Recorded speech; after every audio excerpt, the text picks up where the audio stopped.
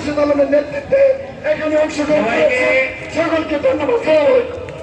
সবাইকে শান্ত হওয়ার জন্য অনুরোধ জানাচ্ছি। শান্ত হন, সময় কম। শুনেন, আপনারা কি থামবেন না বলেন?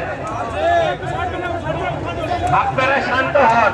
আমরা দেখতে পাচ্ছি খান সোহাগ ও শাকিলের নেতৃত্বে একটি বিশাল মিছিল আমাদের মাঝে উপস্থিত হয়েছে। এখন থামেন, সবাই থামেন। সম্মানিত